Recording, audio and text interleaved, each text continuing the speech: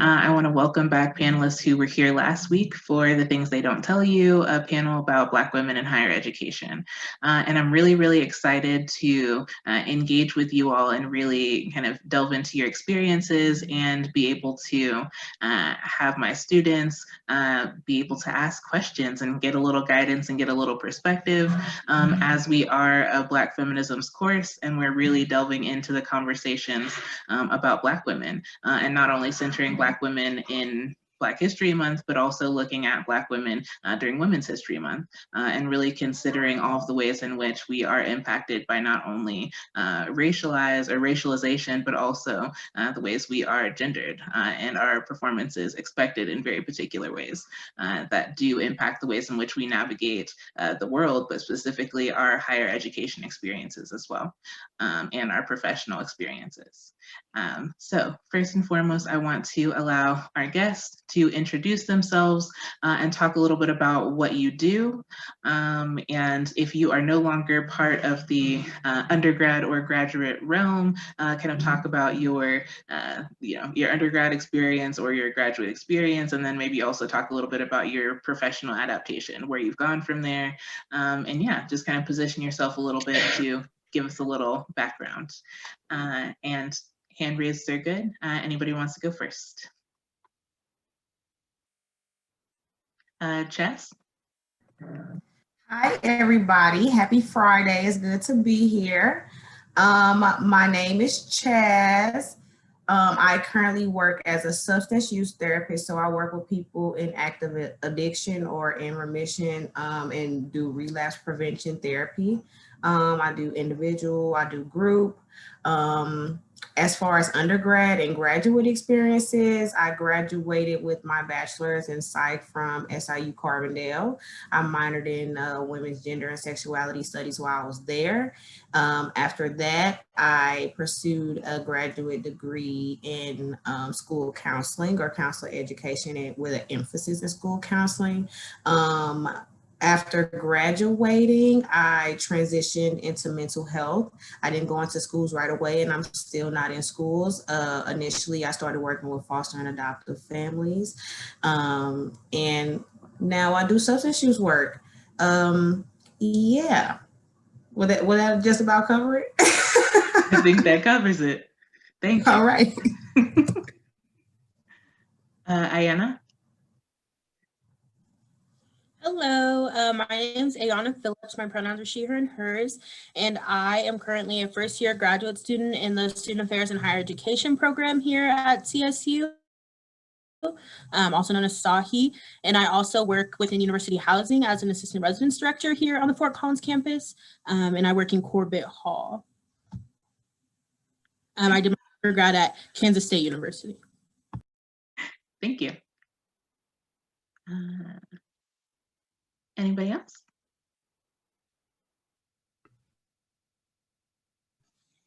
Marcela? Good morning, everyone. I guess it's still morning for me. My name is Marcela Riddick. I just graduated from CSU this past fall with a zoology degree, and I'm now at the University of Southern California getting my master's in social entrepreneurship. For those, everyone's like, what in the hell is that? It's a pretty unique program, but social entrepreneurship, the goal is to use the tools of business to solve social problems. So that's what I do now. My goal is to stay in higher education and support underrepresented and underserved students and tell those stories that are silenced and not heard. And so I'm happy to be here again. Mick and I were matching last week, and now Zelle and I are matching this week. So I'm with it. I'm excited to hear your questions and what we're all going to talk about today. Thank you. Thank you. Zora? Hello, everyone. My name is Zora Satchel. I completed my undergrad at Colorado State University in the winter of 2018. I studied ethnic studies with a minor in creative writing. I currently now live in New York City, pursuing a full-time career in writing.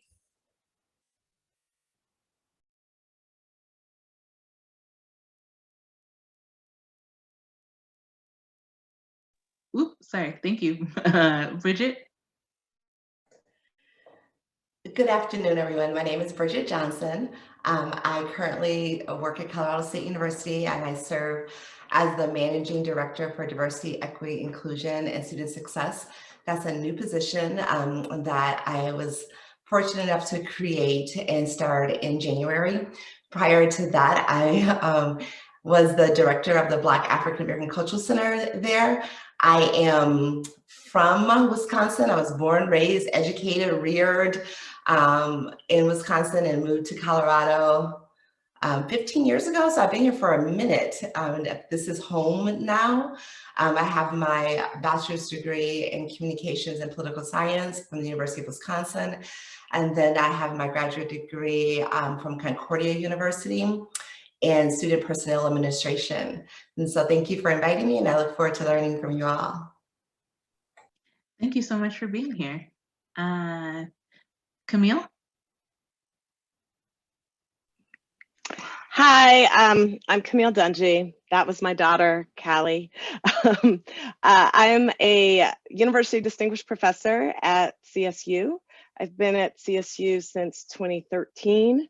Before CSU, I taught at San Francisco State University. Before that, I taught at Randolph-Macon Women's College. And before that, I had a couple other spots. One, I taught for a little while in Boston, and then I taught at my MFA program at the University of North Carolina, Greensboro. I finished my MFA there and taught for 1 year. I did my undergraduate work at Stanford.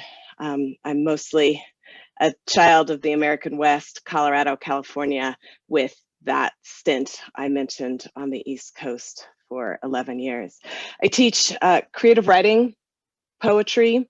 I'm a writer. I have 8, I guess I say 8 books with my name on the spine, 4 collections of poetry, a collection of memoir and essays, and I've edited 3 anthologies. So I primarily teach poetry, both literature and writing, and I also do a fair amount of African American literature courses and environmental literature courses. Thank you.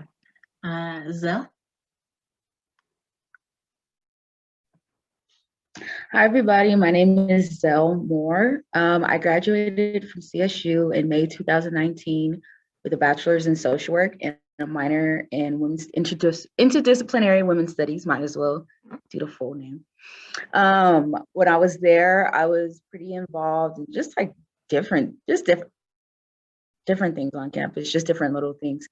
Now I work for the Boys and Girls Club of Metro Denver through a program called PACE, and it stands for Promoting Academics and Character Education.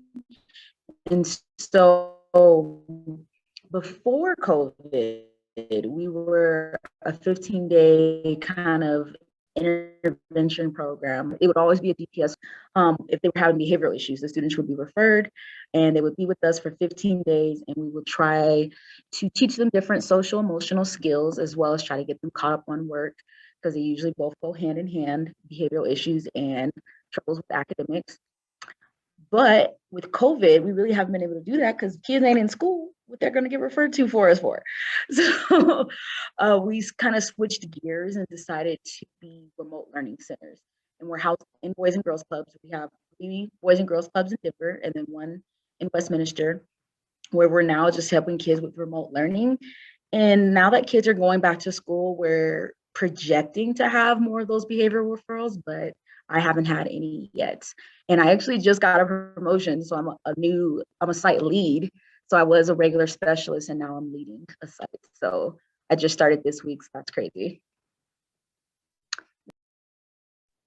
Thank you and congrats. Nicola?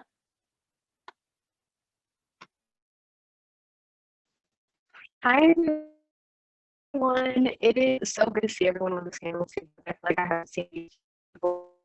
So help me grow in school, so I'm like really happy here. So Nicola Parker, she, her, hers. I graduated from CSU summer 2020. And I double majored in communication and ethnic studies, and Yeah, I did everything Zelle said. Zelle was actually my peer mentor through the back office. So shout out. um,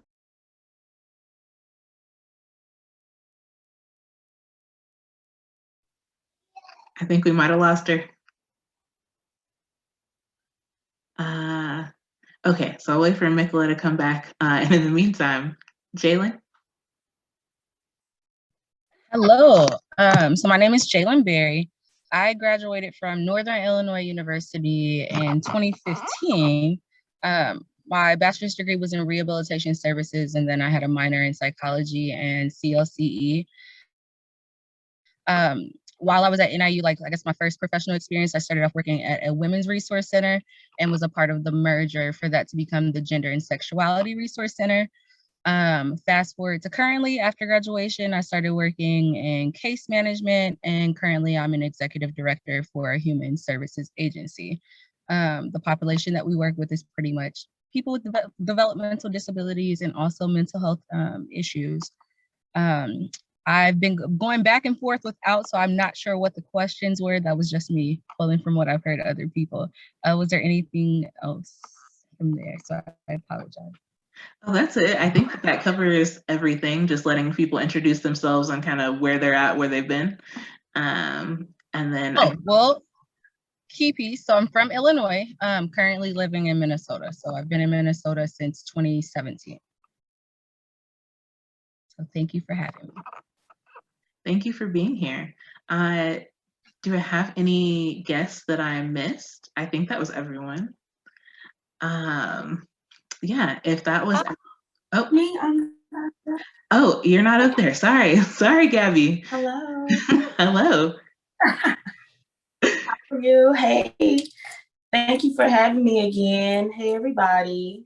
My name is Gabrielle Williams, but I do go by Miss Gabby, she, her pronouns. I attended the illustrious Southern Illinois University for my master's in education. And my undergraduate degree is from an HBCU, the Lincoln University, where I earned my degree in business and public relations. I currently serve as the director of student life at McPherson College, which is a small private college here in rural Kansas. And in my free time, I am a 24/7 advocate for just access to education in all facets and then for all demographics. Here in my role at McPherson College, I create initiatives that center student development and the student experience. That is a holistic experience ranging from inclusion initiatives, emotional intelligence trainings, and mental health services as well. And so I am an advocate for just diversity and equity and access to education. I come from a long lineage of educators. I recently discovered that my family helped found Xavier University in New Orleans. And so I always wonder how I landed into education. And then I realized, oh, this has been in my bloodline for years.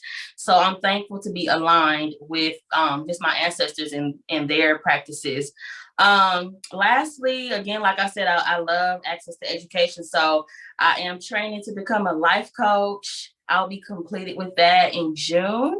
So I'm very excited about that. And I am excited for the conversations that we're going to have today. Thank you. Thank you. Anybody else that I missed? I don't want to get in trouble now. If not, I'll go ahead and open the floor for students to ask questions. If you did not attend the panels or you haven't gotten to ask your questions yet, I would go ahead and say do those first.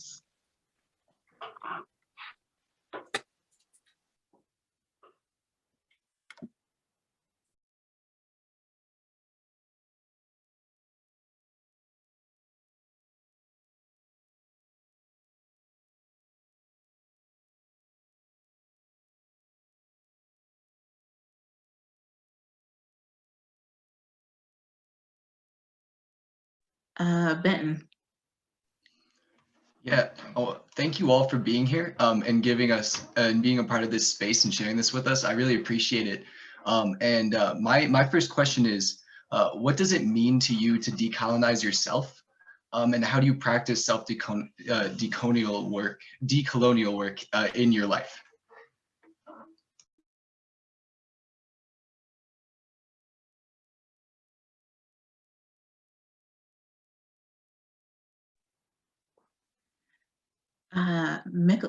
Marcela. Hi, I'm happy to start off with just a little piece of one. It's a journey. I'm like I don't think it's hard to get to a state where I am completely decolonialized. I'm literally in a business school and using the tools of our oppressor to try to use them back. And so it's really hard it's a conflict that I deal with every day of like, what does it mean? Am I too far one way? Am I losing it the other? But one of the things that keeps me really grounded is how I determine my own productivity. Productivity and what it means to earn money is so much of a colonial concept. And there are days where, or it was last week, actually, I think last week when I was on the panel, I had done 3 days on my computer from 12 hours a day back to back for almost 3 or 4 days. And I was like, this is not okay. Like, I don't have the energy, and the people that are telling me that I need to do that are the people that are not there to support me. So I think that when I'm thinking about your question, one of the things that I try to do is I try to restructure in my mind, what does it mean for me to be productive in a day? That's a question I try to ask myself constantly when I find myself getting really wrapped up in it, if you know what I mean. Thank you. Ayanna? Yeah. I agree with everything that Marcel said. That was really good. But I agree. A part of it too is owning the fact that we are socialized in an environment that is centered in whiteness, cisgender, heteronormativity, and centering in owning the way that whiteness shows up in you even as a person of color. Like for me, seeing the way I'm also identify as biracial, so I'm also half white, and recognizing the privilege that comes from that, and just kind of sitting with the way that you engage with the world and the way that you kind of project that upon other people is something that really helps me in trying to decolonialize the way that I'm socialized, is just owning the way that it presents in spaces and being aware of the way that that can come off to other people. Thank you. Camille?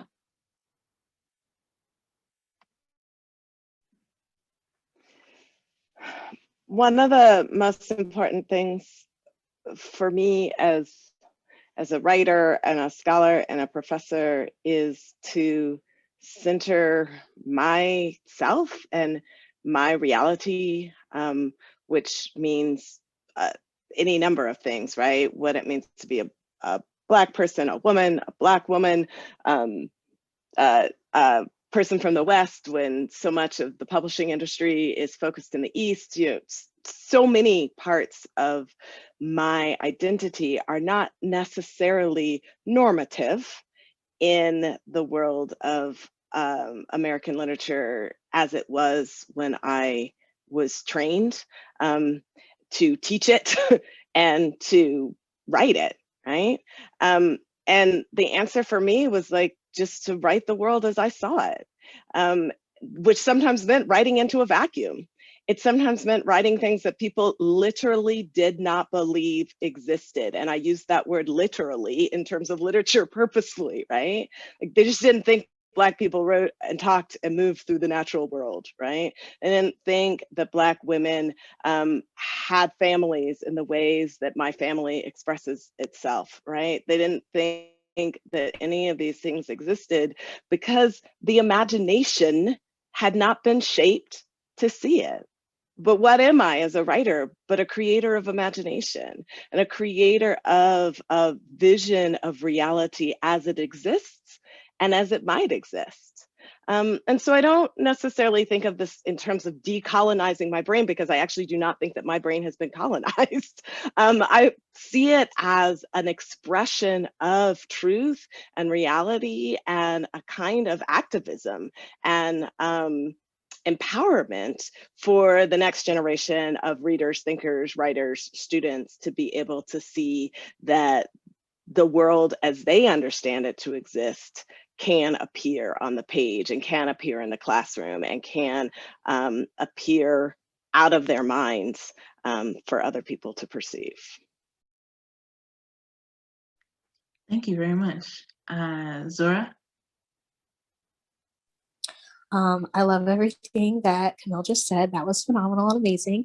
But I also would like to say that for me, it has been about, I would agree that it's about centering of self, but as well as a continuing decentering of whiteness and like white institutions. I think as a writer, for me, this last year I've been working a lot in poetry, and it's very easy to get caught up in wanting approval from white institutions, wanting your work to get published there.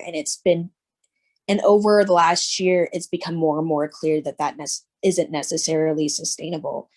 And so what that has meant for me is that, okay, well, if I can't rely on the institutions that are available to show support to Black women writers like me, or Black non-binary writers, what can I do to help change the landscape? And so over the last year, that has meant like forming a collective that is focused on providing free to low cost programming that will allow non-traditional writers to participate in craft talks, attend workshops to improve their work, understand how to submit their poems for publication, things like that. So that way we can work towards breaking gatekeeping around resources for writers, and imagine a more inclusive world.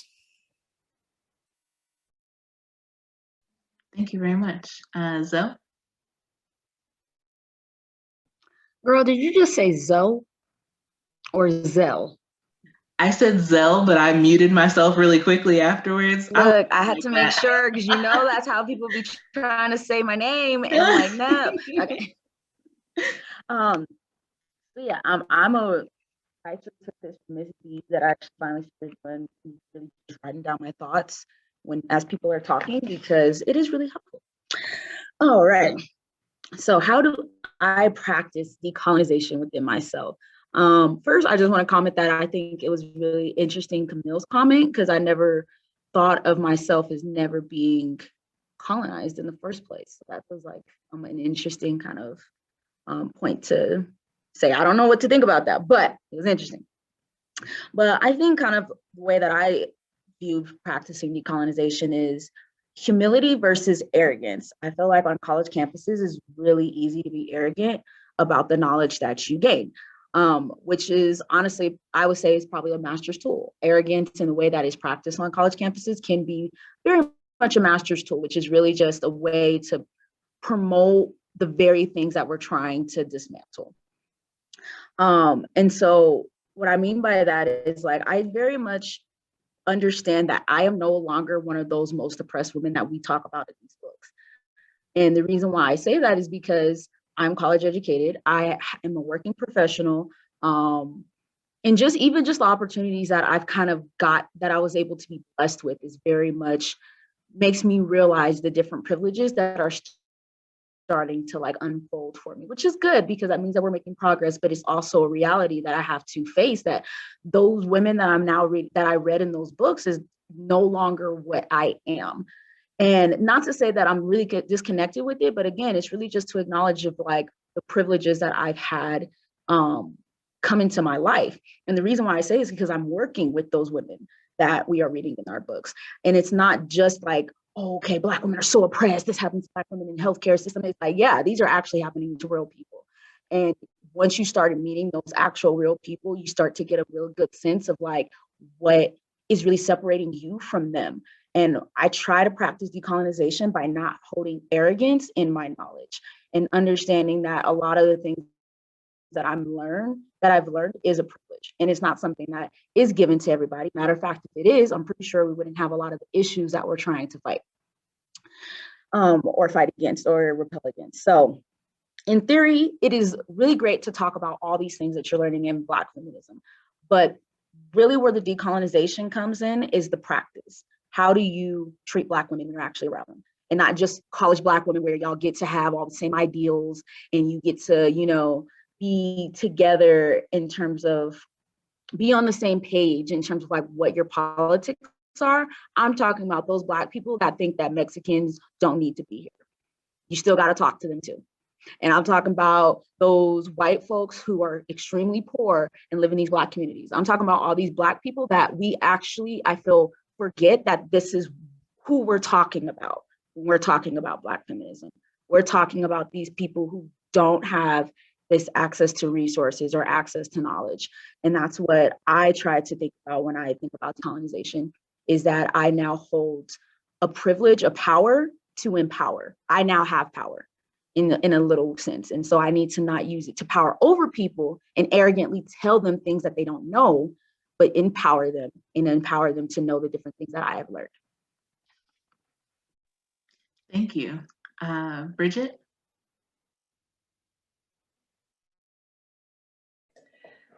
Thanks everyone for sharing. It definitely, I agree with Zelle, it's definitely something to reflect on a lot of folks' comments.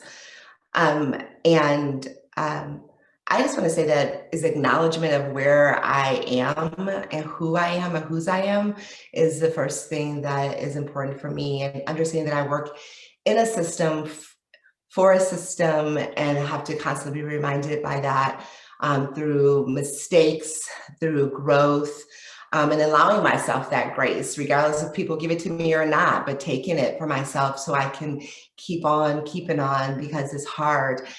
And it is very easy to forget, as Zora has said already, is that sometimes you can just like, okay, wait a minute, let me just recenter, just don't let me forget who I am and whose I am and where I'm going.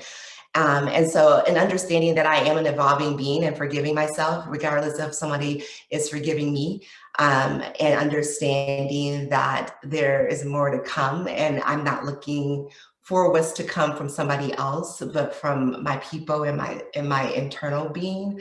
Something that has helped me the last 3 years, specifically, more so the last 2 years. It happened 3 years ago, but 2 years I've really been doing better at it, is journaling and reflecting upon my journal. Before I would journal and then I would just put it away. I know I don't ever go back and read it, or I go read it but then going back and reading what I wrote is like eye-opening to see who I am and who I was and what I'm becoming. And then also the second thing would be having a thought accountability partner, someone that I can be really real with, that is going to give me that critical feedback to say, okay, Bridget, you're straddling the fence here, or you are on the other side of the fence. And so that person has been life-saving for me, not for my profession, but solely for my personal development. And I'm forever indebted to that person. And that person had been around for a long time, but we didn't see each other until the last few years. So I'm appreciative of her. Thank you. Thank you. Chaz? Hey again, everybody. To answer this question, like Zelle said, I feel like I was really just kind of trying to hear some of the other experiences from the other panelists. And I would probably have to say, as a therapist working in nonprofit mental health, my goal as it relates to your question is to just let my work speak. Kind of like what Miss Bridget said, remembering who I am and whose I am, which is hard to do sometimes when, I believe another panelist said this also, when you're kind of caught up in what the expectations are. For me, I'm what would be considered, a newer therapist. I'm not seasoned. So sometimes I struggle trying to keep up with what our funders think works for our people and what I know works for our people, because I sit in front of them on the day-to-day. And just to share a quick story, I actually had a session prior to us having this talk, and my client goes, you know, I know you educated and stuff, but you acting like them and did this look like this. And I said, what do you mean I'm acting like white people? And he said, yeah, that's how I feel. And for me, it was a reminder, especially because I knew I was having this talk today, that I am human. And there are times where I do kind of get caught up in feeling like I have to code switch, even though I know what works for my people, because I have demands put on me, like having certain things, you know, documented, or, you know, going through different assessments, or et cetera, et cetera.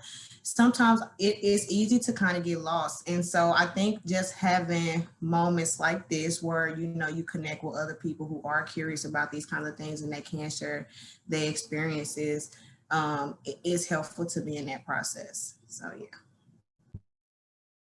Thank you. Mikola?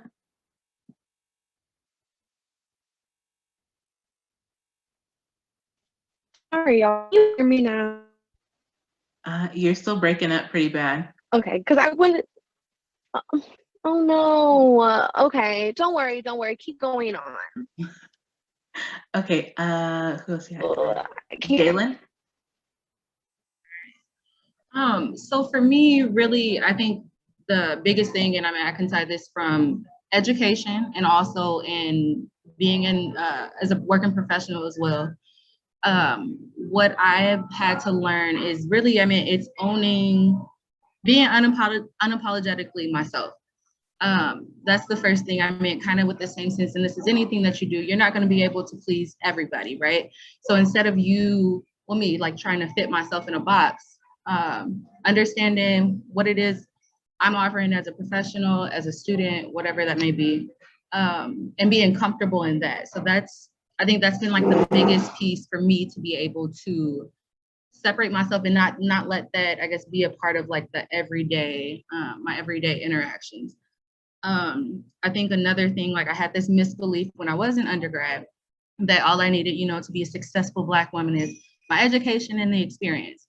And what I found from being a different like professional with companies specifically that are typically male dominated, but then not just that, white dominated, that those things are just things that you have to, I guess, be self-aware about. So that's what's been most helpful for me.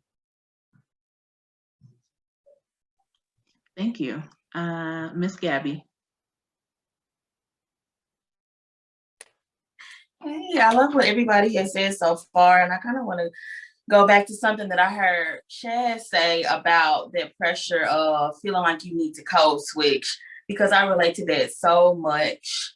I experienced a lot of culture shock when I transitioned from an HBCU to SIU, which is a PWI, because I felt like at my HBCU, my Blackness was celebrated, it was centered, and it was validated. But when I got to SIU, for me, it was a culture shock, because not only because of the population, but just how things were going for me. And I felt like I did have to code switch. And so I have struggled with that part of my identity from the time I was at SIU to the time I graduated. And I would say my first 2 years in my professional role. And here just recently at the top of this last year of 2020, I have completely denounced code switching, because I have like just stepped into my own authenticity and my power. And I say that because that's a very vulnerable and bold statement to make, but I'm not going to sit here in front like that's the level I've been on with myself forever. I feel like that has been a journey for me.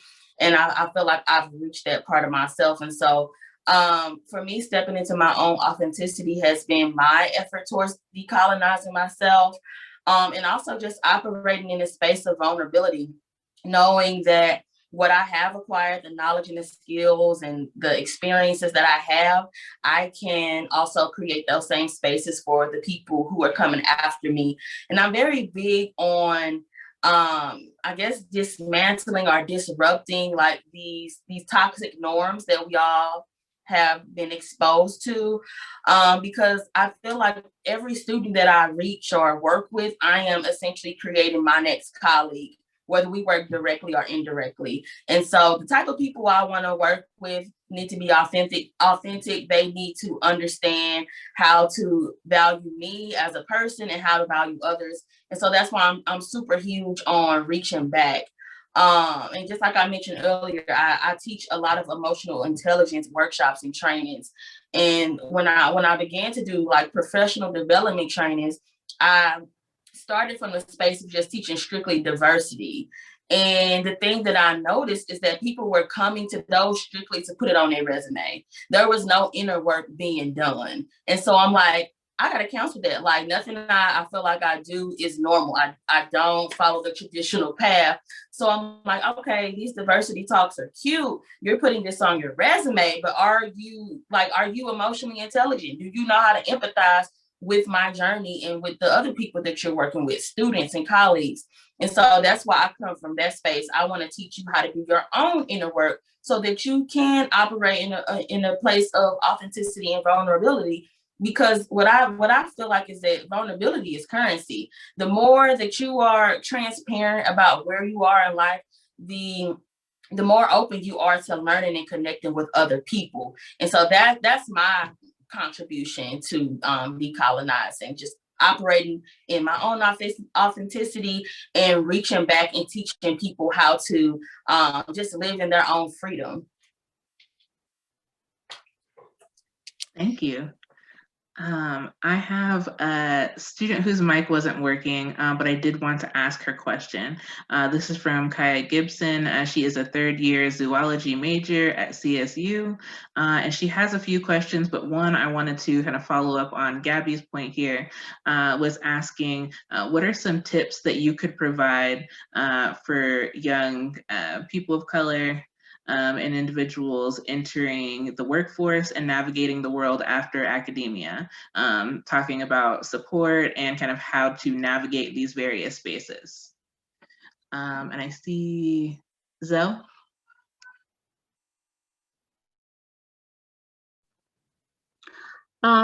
Sorry, can you repeat the question? Because I do have an answer, but I want to make sure that question, that I heard the question. Asking for, I guess, tips and advice that you could provide to young people of color who are entering the workforce and navigating the life after kind of academia space. Yeah. I feel like never forget that our goal, I feel like our goal is to transcend. And so the reason why I say that is that we always have to remember that we cannot stoop to the same levels that other people have to, whether exert power, have power, whatever we see that as. If you've all read Audre Lorde, that is what she means by do not use the master's tool to dismantle his house. Do not use arrogance to fight arrogance. And that's one thing that I feel like I've been working on, is figuring out these little ways that I can transcend what our four people and our ancestors have done in the past. One way for sure is loving love. Love. I try to think of different ways to think about love and exert love as much as possible. And that's like something that is very personal for me, that I think kind of like translate well when I'm actually like interacting with people. And what I mean by that is like, I try to have the idea that I do love everybody. For example, another way is like, I don't think that there are ugly people. I didn't realize I had that stance until like I was talking with my mom one day, and I was like, I genuinely don't think that there are ugly people. I have my own attractions. Yeah, that's, I feel like a given for everybody. They have their own attraction, but I genuinely don't really see people as ugly. Because I feel like that's a very ugly thing to do. Just because you're not attracted to somebody doesn't mean that you have to view them as ugly. And these seems really specific, but that's because that's kind of like how I've been trying to shape my mind to think. It's like, there are no ugly people. I might have attraction, but there are no ugly people. I might have people that I don't get along with, but I don't think that they're inherently bad people. And truly believing that gives me hope. I think that's kind of what I'm getting at, is that you got to have hope. You have to find little ways to give yourself hope, and then the other things will fall in place. when you have hope and you truly envision whatever world, whatever post-racist, post-sexist society, those actual things, those actual details, what does a post-racist society actually look like? Does it look like everybody can date interracially and nobody will ever get rid of you? Is that what our post-racist society looks like? I don't know, but it's time for us to start thinking about those stuff and start thinking about the tangibility of it, and giving ourselves that hope gives us the thinking and the acting, believing that we need to put the universe into place, to put the universe into practice, right? So start thinking about what makes you hopeful, because then the little ideas about how you can achieve the thing that you're hoping for, it'll start coming to you. But you have to believe, and it can't just be this loose belief because this is all that you've done in your undergrad. It's something that you truly have to believe and really want to work towards. And then, like I said, all the details about how to achieve that hope, that hopeful dream will start coming on its own. Thank you. Bridget? Thank you. That I really appreciate that question because it's something as of late that a lot of folks have been asking. And I would strongly advise that we start with self and staying true to self. But first, you have to understand who you are, not defined based off of what other people have perceived you to be. And so doing an internal scan. And so it's not even about once you enter, it's actually before you enter the workplace or graduate school, but more so like, who am I before I enter? And doing that internal scan and understanding what your values are and prioritizing those values, and not be and don't let those values be deterred based off of the environment you're going to. You know, you are choosing the company or the organization just as much, if not more, than they're choosing you. And so sometimes it's hard to get out of something or stop getting paid, but then you're suffering in silence. And so I believe that if you do some internal work now as a student and understand who you are, and that goes back to relating to my previous answer, is and then doing that internal scan. And when you go and sit on those interviews, one-on-ones or panels, you know, don't be shaken by the questions that are asked, and stay true to your values. And don't try to fit in. Once you are there, you're not made to fit in. We're not made to fit in. And it's hard not to, because human nature wants us to be liked. And sometimes everybody's not going to like you. And that's okay, because you go back to your values and knowing that you can go to sleep at night and rest well. And then if it's not the right place for you after a month or 2 or 3 months, that means something else is there for you. And so you develop a support system when you are there, because sometimes you have to stay there a little bit longer than you planned on it. And if you do, then if you have some folks, those affinity groups, and sometimes not even an affinity group, it's just some people that you just connected with, and to just make that time there a little bit longer, safer. And I'm talking about safer as far as your mental well-being. So that is the advice I have, is to do the internal scan before you get there and stay true to your values once you're there. Thank you. Chas? Good stuff, good stuff. I think my advice is similar to Bridget's in terms of the support piece. I am a firm believer in mentorship, especially in workspaces for women of color, people of color, and from all different types of backgrounds. I think having, especially for me personally, older Black women who have worked in my field, who have navigated these spaces and been in those nooks and crannies of not feeling so good all the time, and just some of the systematic things that come with our identity and the way things are set up. So, you know, my piece of advice would also be to have support, to, you know, believe in the power of mentorship to make your workspace safer.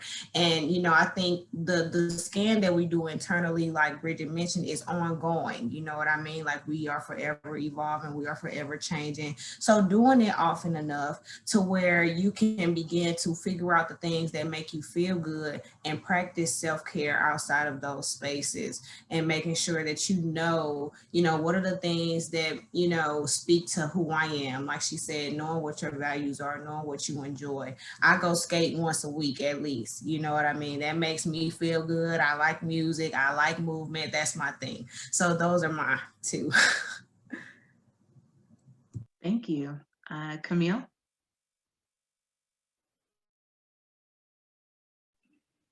So all these things about scanning the self are super important. You got to know who you are. You got to know what you value, who you value, what you want for your life, for your career, for yourself, for your family, both your family of origin and family you might create, whatever that might look like. All those things are important. But look, you are not the only, you cannot be the only one who this change is about, right? Like, if this is all on you and how well you know yourself, we would have taken care of the issues of institutional racism and institutional sexism already, if it was about us knowing ourselves and what we value. We need to call our institutions to task.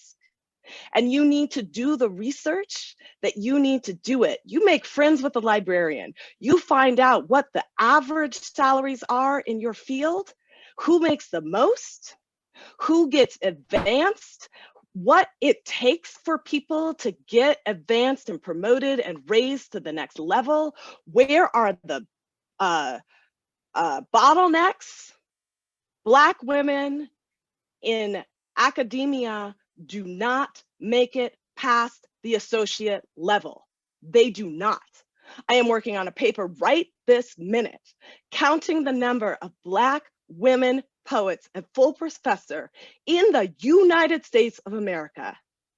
The answer is 22. There are 22 of me in all the United States of America. That is nonsense. And there are a whole lot of reasons for that nonsense, part of which have to do with the fact that women do not negotiate for themselves the way that they need to negotiate for themselves. People take advantage of Black women because they think that we will do all the work, which we do so frequently, all the work. Women do not go and say, look, this person is being paid this much. Why am I only being paid that much, right?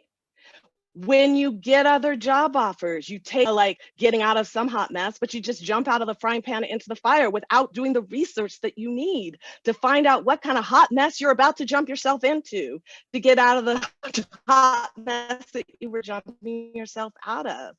You have to do that research, and then you got to call the institutions to task. You have to ask them to value you. You have to give them the grids with the salary and the promotion rates and the et cetera, so that they have nothing but the science, right?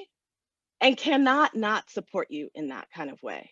This is what Bridget said, not everybody's gonna like you. They are not gonna like you when you do this.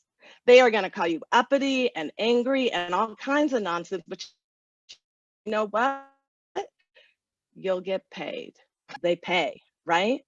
So sure, go skating, take care of yourself, do all those kinds of things. Those things are really important. You need to know what you value. You can't just go into a job just for the money because it will wear you down. It'll make you fall apart because they will take advantage of you and you don't have anything refeeding you. So yes, you have to know what you value, but go make friends with librarians. Find out how much people make in your field. Find out what the stumbling blocks are for promotion and the kinds of things that are accepted. Find out what's not happening or the kinds of programming that are not happening and do what Zora's doing. Make those happen. Make those programs happen and create kinds of new networks to embrace the people who can really use these services, build a need for your desires.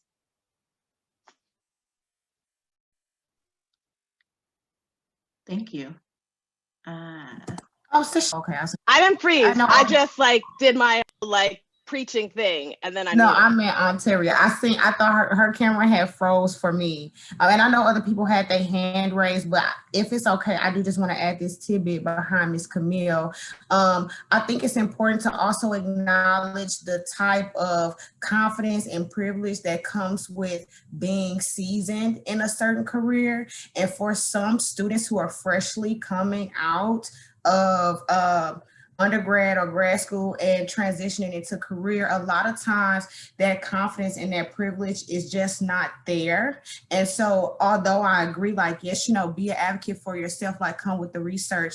For my experience personally, I've only been in therapy for 3 years and I am growing, and I do feel myself growing as a professional, but I'm still trying to find my niche. I'm still trying to figure out what my values are some of the time. Some things I know, some things I'm not so sure. And as I'm building up that confidence to, call people to task and do those things, sometimes it's just a battle. It's just a struggle, especially for some people who might be, like for myself, I'm a single parent. And sometimes there's this fear. And this is just me being honest, because I do think that coming out of college, sometimes these fears exist. They're very real to do some of these things because I do have a mouth to feed.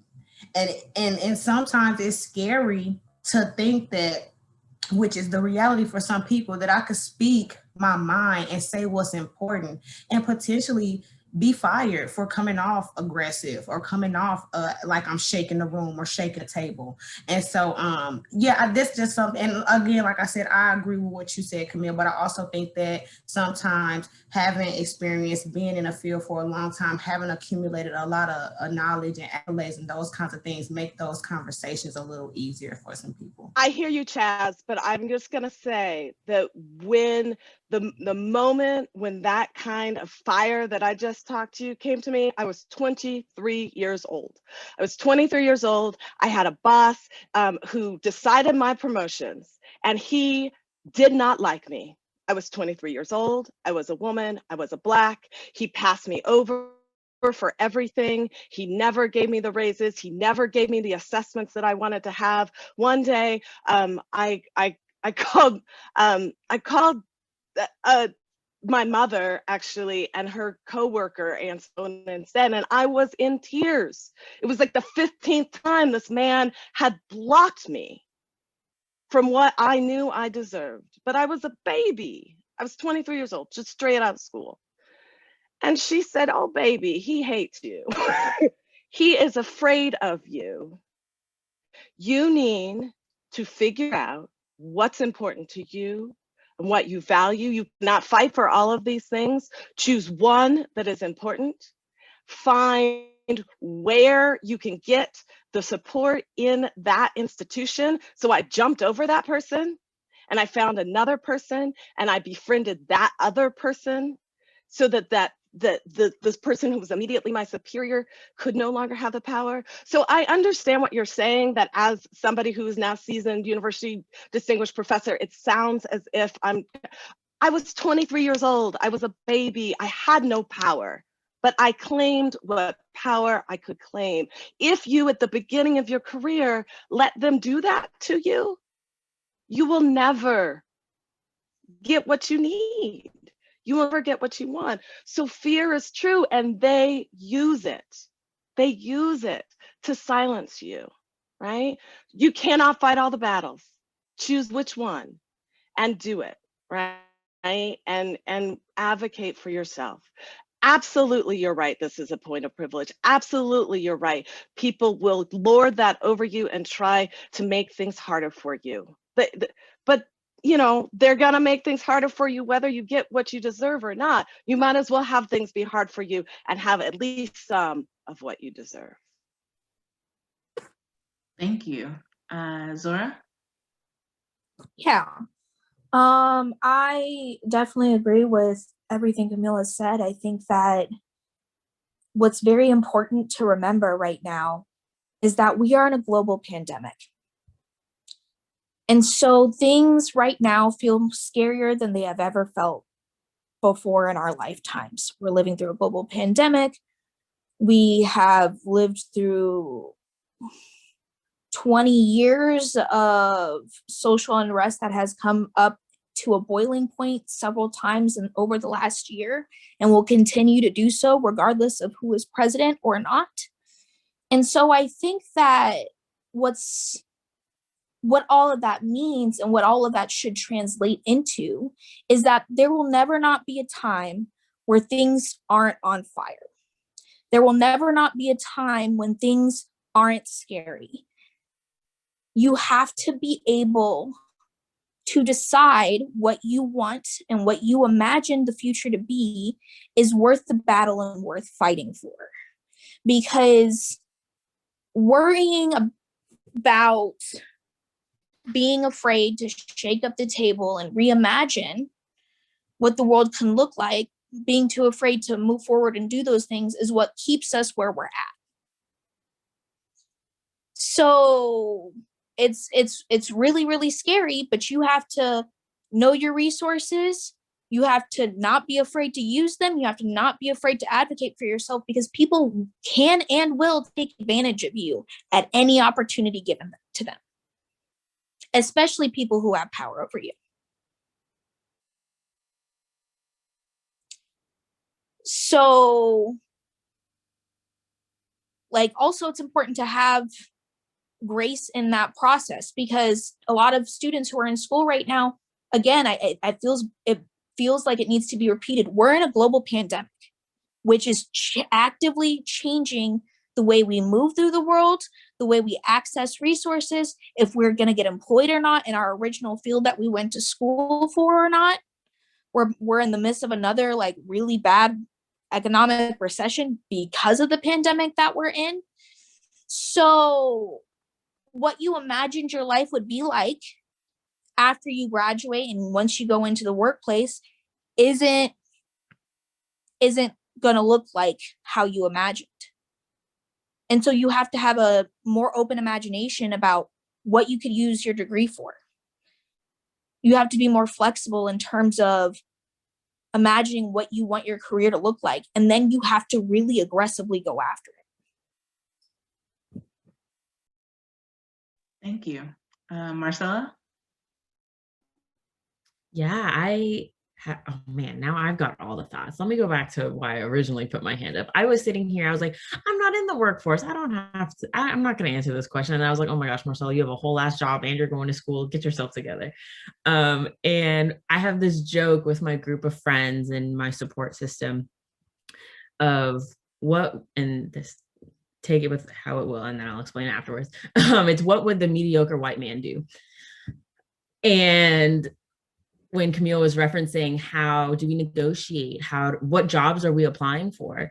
How do we communicate with the people that are giving us the raises and giving us all the things? They're not giving it. We have to learn how to take it. We have to learn how to negotiate. We have to learn how to present ourselves in a way that gives us even more opportunities.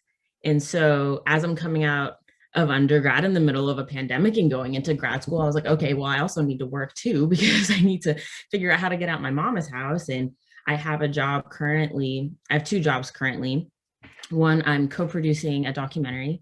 And in that space, I was writing out my qualifications of why I can co-produce a documentary. And one of them happened to be raising money. And so, of course, I've never raised money for a documentary or for a very large project, but I did raise a lot of money when I was an undergrad for my student organizations. Taking the skills that you had in undergrad, don't displace them, don't make them smaller than what they are. Take the things that you did and say, this is where I can grow. I am now on two different projects. One of them, I am in the process of raising $350,000. I've never seen $350,000 in my life. And I've taken on that challenge, and I'm confident enough in myself to get that done. And so I was given that opportunity because I was confident in myself and what I can do. And that's just one job. And the other job, I'm supposed to be raising $1.3 million. I have never even thought about $1.3 million in my entire life. And now I'm a part of a team that's going to make that happen. And for that job, it's a nonprofit who's supporting young women, underserved women in Los Angeles. And so when you care, and we're bringing it back into values, when you know what you care about, when you put the work into the things that you care about, into the missions that you care about, you take the things and the skills that you've learned, you're willing to listen, to grow, to find those mentors, to find the different people that'll support you, the opportunities will come. And give yourself grace in the process. I am like, the other day I was freaking out. I was like, oh my gosh, I've never done this before. And of course I've never done this before. I'm 23 years old. And this is the time where I can figure it out. This is the time where I build the skills. This is the time where I build my network. And this is how I'm starting my career and what that looks like.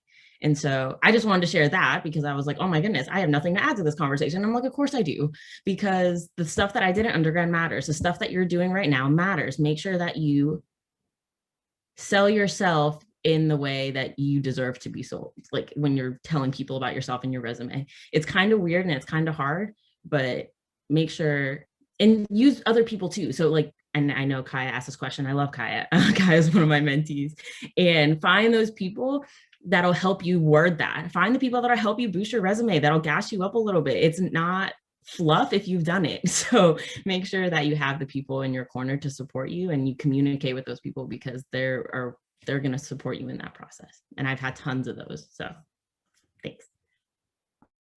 Thank you. Jaylen? Okay, so there were several pieces from at least 4 of the other panelists that I feel like have contributed, which is great advice. The first thing, a couple of the ladies had spoke about getting a mentor. If you are an undergrad, if you don't have one already, yes, get a mentor, because with that comes networking opportunities. So networking opportunities, that was a huge contributor. That's the first thing. The second thing Marcela had mentioned was talking about utilizing those skills from undergrad. So my advice is going to be directly from my experience. So I graduated. As soon as I graduated, I had already been networking with like the company. I did an internship with them, volunteering, interviewing the executive people at that company. So I knew before I even graduated, I was going to have a position at that company. I did case management, maybe like a year and a half. From that, I went directly to a program director position, which is when I moved to Minnesota. And I would say that that's largely attributed to being able to network, right? But then I want to go back to a piece that Camille said about research. So whatever it is that you're gonna do in your field, looking up figuring out what success means to you in that position, right? So then when you're looking at these companies, calling out and doing informational interviews with these top level people at that, or even people with the same positions that you're curious about, talk to whoever about whatever. Just, like that's gonna help you be more knowledgeable with how you can, like, I guess, go around with being in like different positions. Another piece, I think, so Zara, I believe I mentioned, and what stuck out to me with that was being creative with your degree. So like I said, like when I first started, it was in case management specifically, but at that point, I didn't even know about the options of, oh, you move here, you could do this, or this opportunity is available for here. So building an experience like from that, right? But then also being, confident in yourself as a professional. And these little pieces, those all contribute to you being confident in yourself as a professional. You're knowledgeable about your field, you know what you're supposed to be making, you know what opportunities are available to you, and all of that's going to be helpful with helping you navigate through different situations, different companies. And that's from being a student to working as a professional. The other things I had jotted down, like the biggest thing, what you don't know, find out. Find somebody that knows the information that you're trying to find. And I think, oh, sorry, one more piece. I'm jotting notes all over the place. All the panelists had so many great pieces with that. The other thing, so being a student, what you have to recognize throughout your career, at some point you're going to be doing a job that you might not necessarily like. You might have a supervisor that you might not necessarily like. And my advice of when you approach those situations, or if you're currently going through those situations, is take what you can use while you're there, leave everything else. So I'm going to end on that. Thank you. Zelle? I think it's so funny that Jaylen said that, because I actually have a whole book of like notes that I've been taking since I've been in this position, because I work for a corporate nonprofit. I never, somebody, a social worker here at the BGCMD, that's what we call it, Boys and Girls Club in Metro Denver, gave me the name corporate nonprofit. I had never heard of that before, but when she said it, I was like, that makes so much sense as to why it's functioning in the way that it's functioning.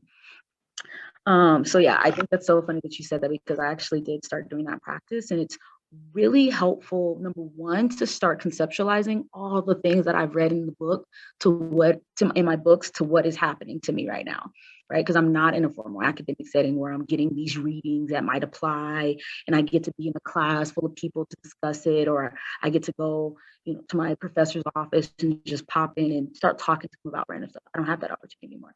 So writing it is definitely helpful. One thing that actually Dr. Souza told me, somebody asked me something about, like, not me, but somebody asked about a mentor. Is there somebody significant? I would definitely say Dr. Souza. Ironically, if you any of you are interested, we are trying to start a women's study alumni network. And so we have some alumni working to figure that out, and then of course bring all the undergrad and graduate students into it, so we can just start having that network and having that support system of like job opportunities and just emotional support, mental support, because post-grad blues are a real thing, regardless if you get a job right out of college or not. I don't know what it is, but like I thought having a job out of college was going to help me not feel down emotionally and mentally, and it actually didn't. I still felt pretty shitty, if I'm being honest. So I don't know what that is about, but hopefully with this Women's Study Alumni Network, we can start figuring out why is it that we just kind of like, a lot of us hit a down curve right after graduation. Another question I seen there was, do you feel that you're in competition with white women at your job? All the time. All the time. I work in a nonprofit. This is like white women's heaven. Nonprofit sector is just like what they flock to. If it's not really anything to dog on them or nothing, it's really just an observation that's pretty clear. White women love nonprofit work. And so I definitely feel like I'm in competition with white women all the time. How I've been dealing with it. Number one is just remembering what my dad said. You have to show them that they can't do anything without you.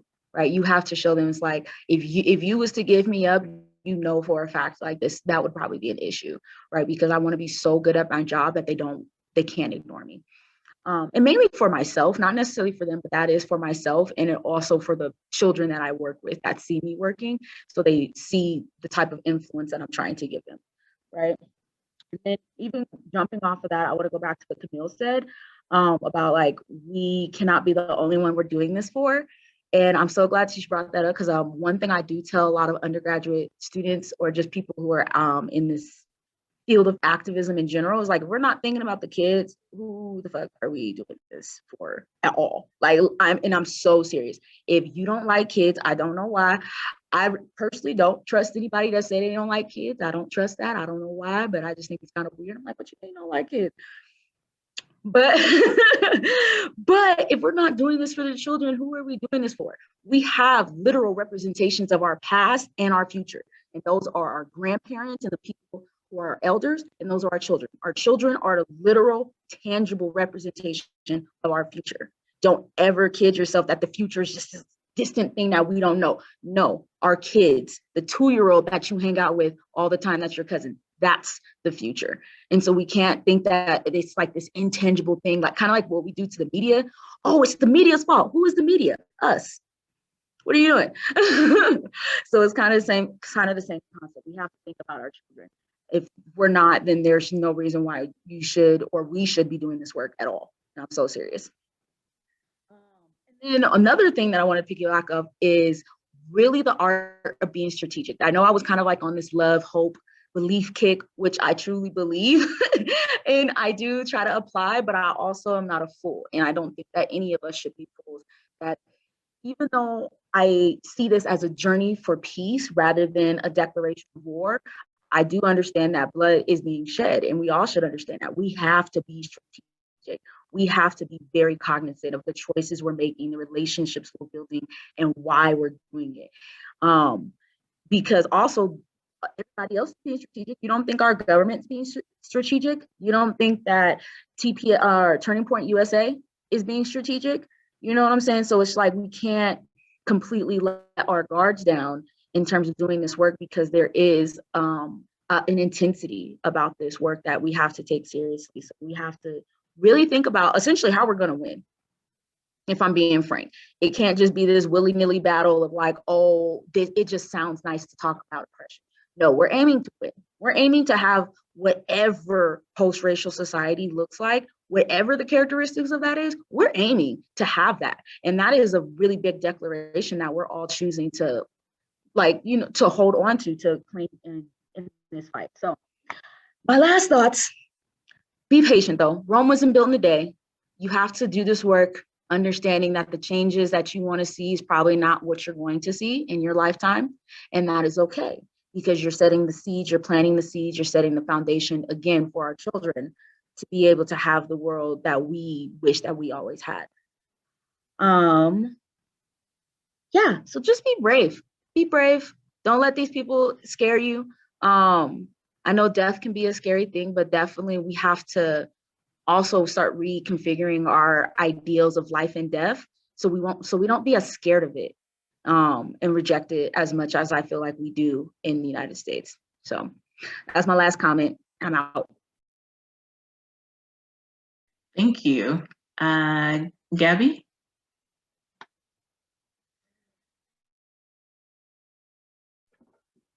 Hello.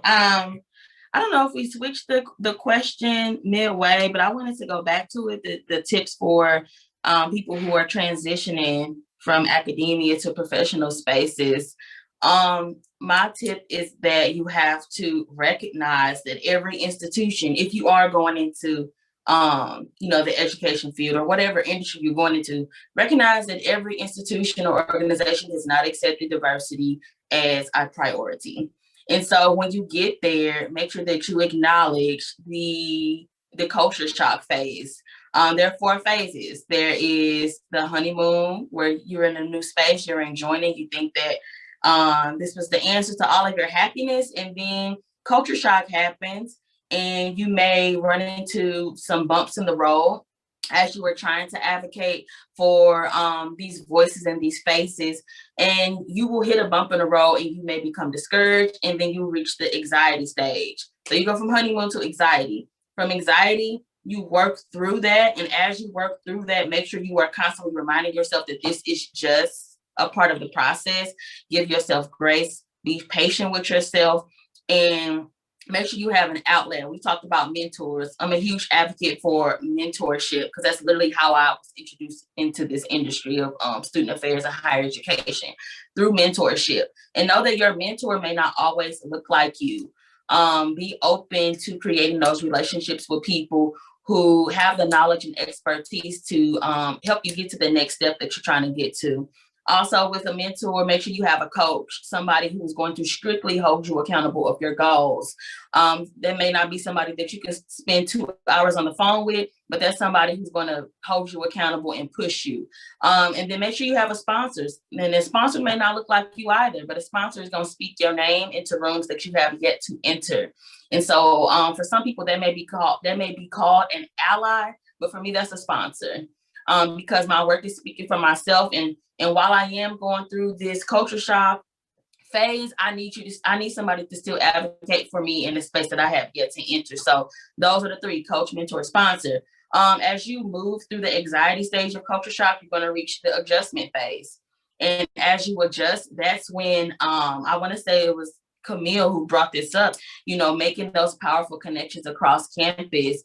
I do want to acknowledge that what Chad said is very important. Like, when you are a new professional, your livelihood is your number one concern, and you don't want to shake the table too much or ruffle too many feathers, because they may get you out of here, to be quite frank.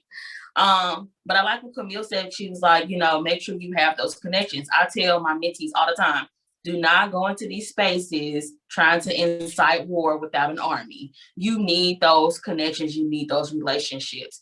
And so as you are going through that adjustment phase of culture shock, make those connections.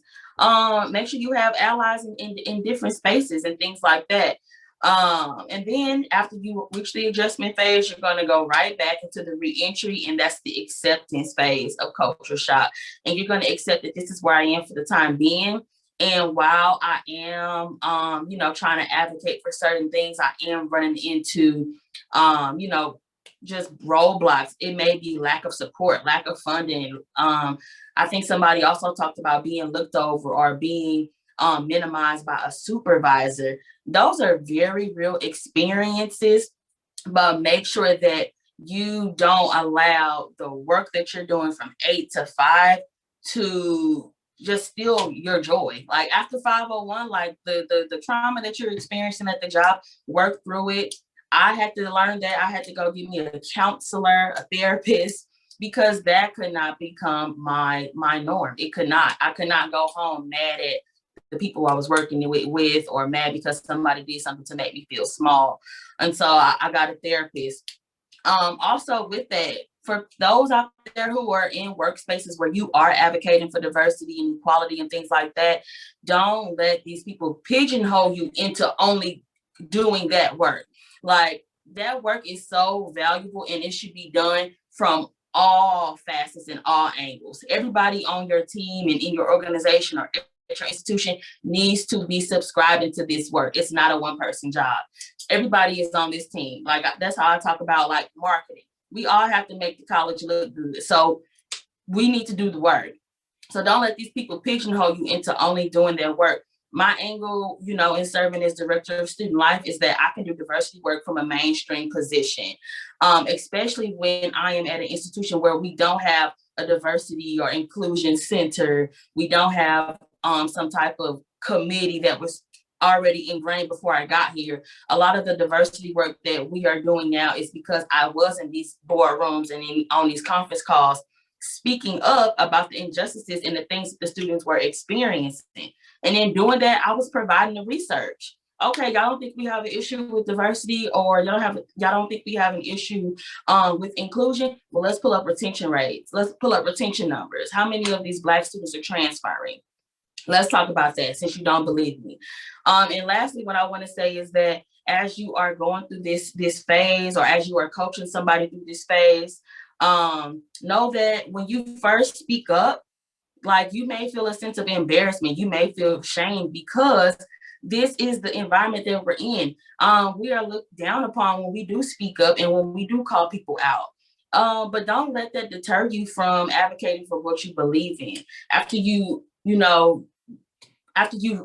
get past the shame of feeling like, oh, I should not have said that, like keep speaking up, keep fighting, because at the end of the day, you are creating a better environment for the people that's going to come after you.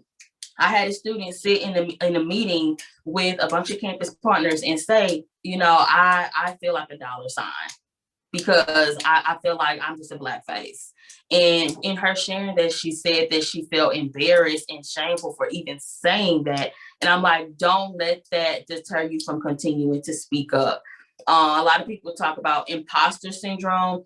And I once used to think that, oh, that's a real thing to suffer from. And it truly is. But also don't forget that imposter syndrome is just a result of how Black women are made to feel in these spaces when we do use our voices. We are made to feel small. We are made to feel like we don't belong. But don't internalize that and say, oh, you're suffering from imposter syndrome. Call it out and say, this is the effect of racism. And this is the pressure that I have and that I feel in speaking up for these different things. And so that's my advice. Know what you're there for, know who you're there for, and make sure you're making those connections across campus to help you get the work done. Thank you. Thank you. Jaylen?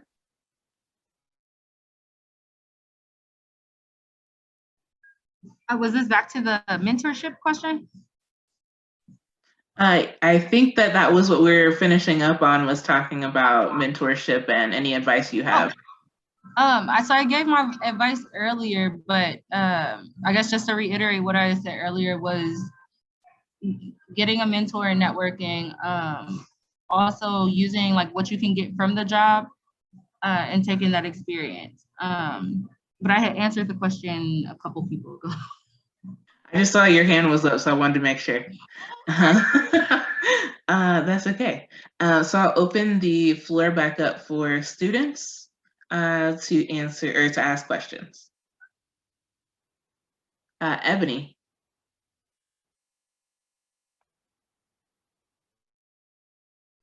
Yeah, so I know that we kind of talked about this a little bit earlier, but my question was, as you guys are navigating these predominantly white spaces, have you ever experienced a situation where you felt like you had to code switch, and were you consciously aware of it? And then how did it make you feel? And then thanks again for all your great answers. Like, this panel is amazing. Thank you. Marcela? So I had an experience just 2 days ago. I was like, oh gosh, let me just say it. And so I'm a graduate TA for the USC Marshall School of Business. And so going from CSU to USC was a transition not only in size, it's white people at CSU, but it's rich white people at USC, and the dynamics are very different. And so I was like, oh, I'm ready. I can be at a PWI. I've done it before. It's very different, and I had to give myself some grace as I learned to navigate the space. And so I had a professor ask me after class, hey, so you know that student that we have who happens to be one of the best athletes in the country and happens to speak like us. He said, Marcela, I'm really worried that she's going to speak like this in spaces and people aren't going to take her seriously. And so I was like, oh shit, Marcela, don't lose your job. Oh, sorry, this is recording. I'll watch my language. And it was, I had to take a breath, and I was like, okay, one, I had to recognize that even though he was an old white man, he was an old white man that was coming from an intention of care. And so that was the first thing I had to do. That's not always the case. So you do that a little evaluation on your own. But for me, in this particular case, he was coming from a place of well intentions. And he really was trying to say, Marcel, or in what he did tell me was, Marcel, I really care about this person. I think that they have the potential to be something really big. And I want to make sure that they have the resources and the skills to make that happen. And I responded and I said, I understand where you're coming from. And I think the world is changing a lot faster than you think it is. And so that was kind of the conversation I want to bring to y'all of, I think that as long as you can communicate what you're trying to say, it doesn't matter how you say it. And so do whatever feels best for you and is most authentic for you. And so that's my general advice.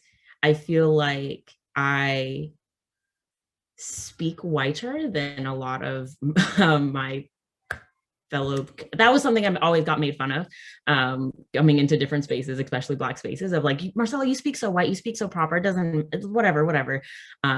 Again, pulling in my multiracial identity into the space, as someone else did earlier, that was something I was always really insecure about.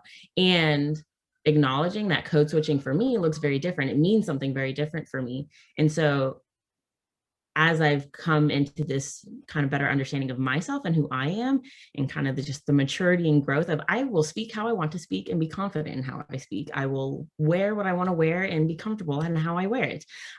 So when it comes to code switching, how I explained it to the professor was like, it's a strategy for folks. Like, this is I had to do this for me. That's how I had to stand up for myself in spaces. It's a skill that I learned very young to stand up for myself, and I don't necessarily have to do it anymore. I think that the spaces are changing. I think that the need to code switch is shifting. And I would just recommend to anybody that speak how you want to speak, and own what is authentic to you. Thank you. Ayanna? Yeah, once again, entering the space, agreeing a lot with what Marcela is sharing of being a biracial woman who is half white and growing up in Kansas, a very white space. Code switching is something that I find myself not being aware of 95% of the time as I was growing up. And so when I entered higher ed, that was something that I did have discomfort with. I was like, oh my gosh, like, why am I code switching? Like, am I doing it out of like internalized anti-Blackness, or like, where's that coming from? And then kind of changing that for myself and finding a lot of power in my ability to code switch, similar to what Zelle was kind of sharing, like using the master's tools to the way that you can is sometimes you find a space and then you code switch in it, and you can be really empowered in that if you kind of are able to find the roots of where that's coming from. And then, yeah, I agree with Marcel too, Marcel as well, as that I don't know that you have to code switch as much now, but it's just kind of where it's coming from can be very powerful if you let it. Thank you. Chaz?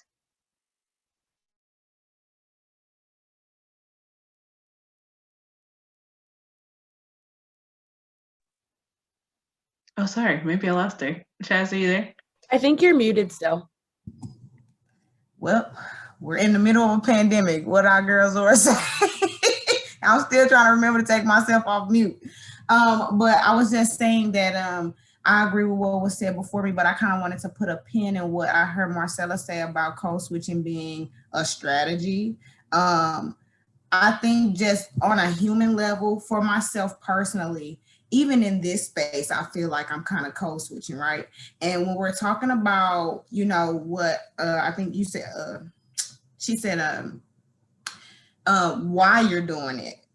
Thinking about why it is that you feel like you're doing it, and making sure that, like Gabby put in the chat, that it's not to be accepted, because like has been said before multiple times, like everybody isn't going to like you and those kinds of things.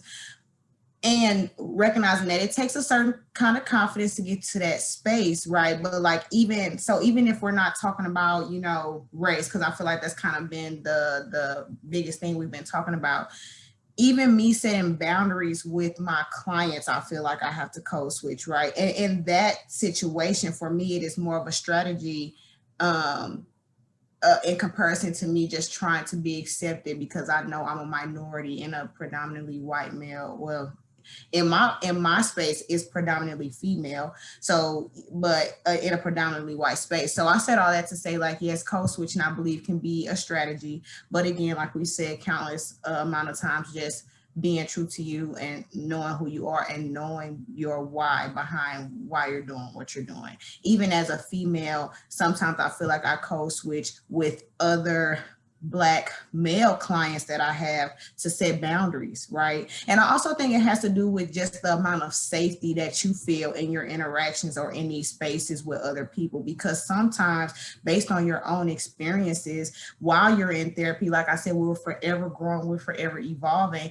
You have things that you kind of incorporate because you're trying to keep yourself safe, and that's okay. There's nothing wrong with that. Thank you. Jaylen, you have something else? I just have a quick comment. So with this idea of code switching in workplaces specifically, I think the biggest fear is, like, you know, specifically being a Black woman in an upper management position is being called unprofessional, right? So I just want to state that as long as you're saying something that at some point there's something that someone may not like, you can always be called unprofessional. You can always be called hard to work with. But keeping in mind that this is coming from one specific person and not letting that reflect on your character. And I mean, all that goes back into being confident in yourself as a professional. So that's just my tidbit with code. Thank you. Zelle?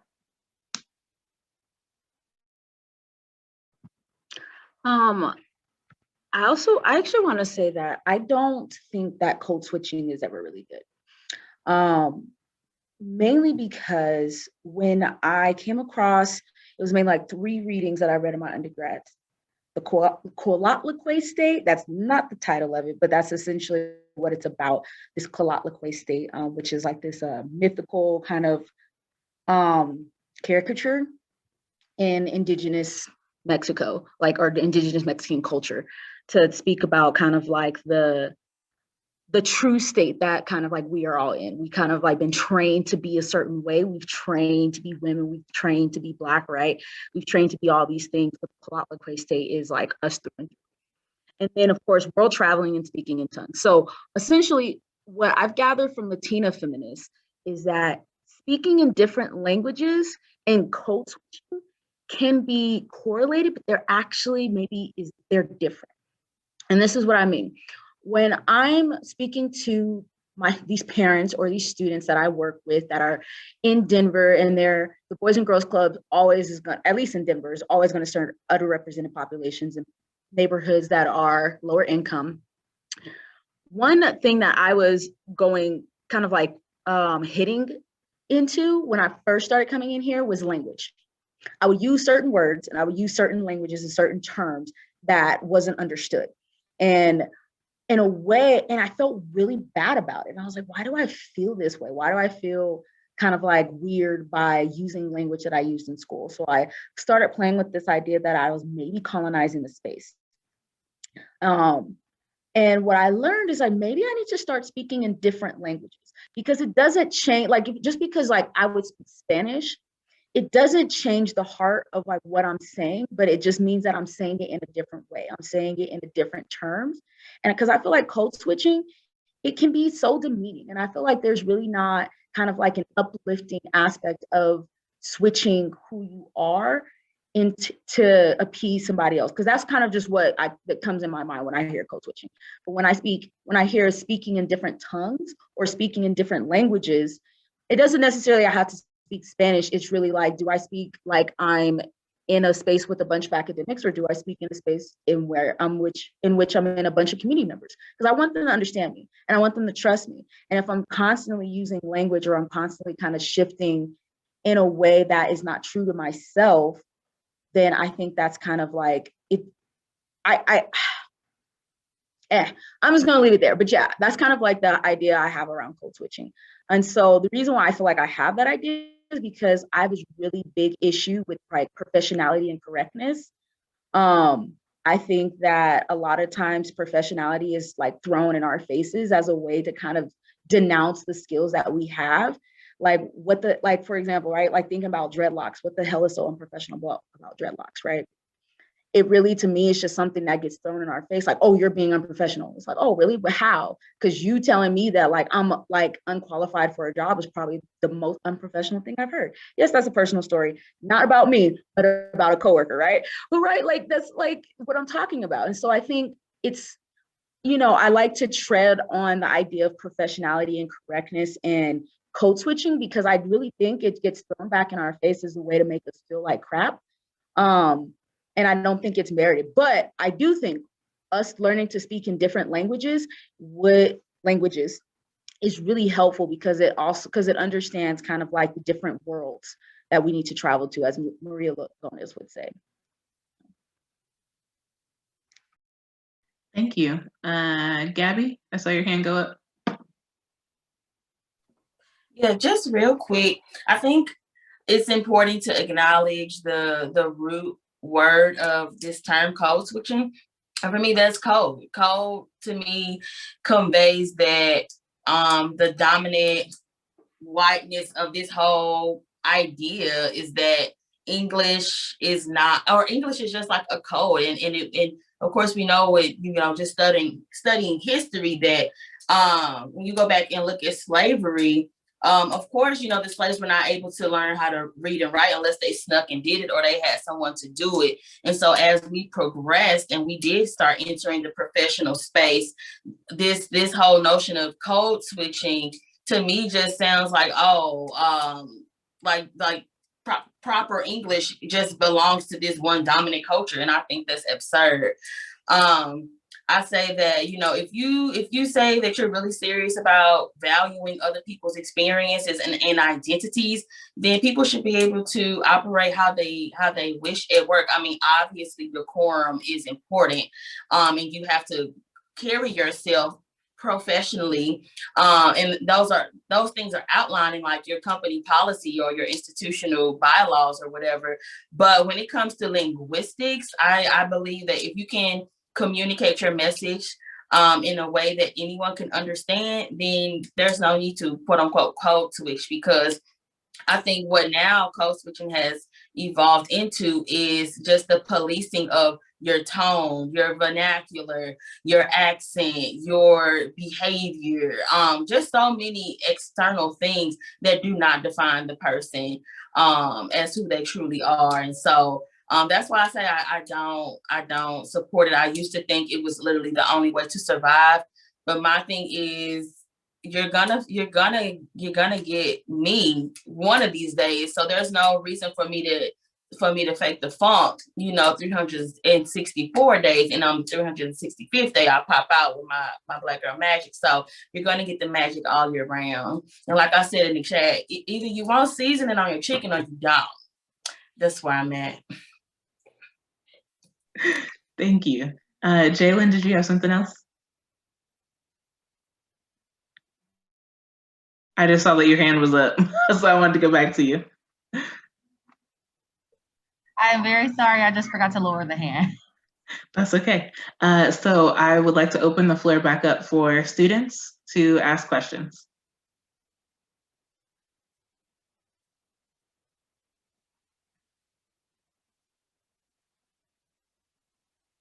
Mary. Yeah, my question is, have your successes affected the way that you view like inequality and equities? And with your successes and constant growth, how have your relationships changed? And I mean, just like all sorts of relationships. Thank you.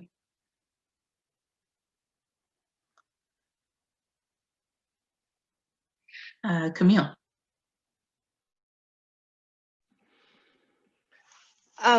So I don't think that my professional progress has changed how I see inequality and questions of equity and diversity. Things are messed up, that they're structurally made that way. It has been that way for quite some time. We make progress as a nation. We really do make progress as a nation. It's important to acknowledge that fact, but the progress is slow, and there are frequent backslides.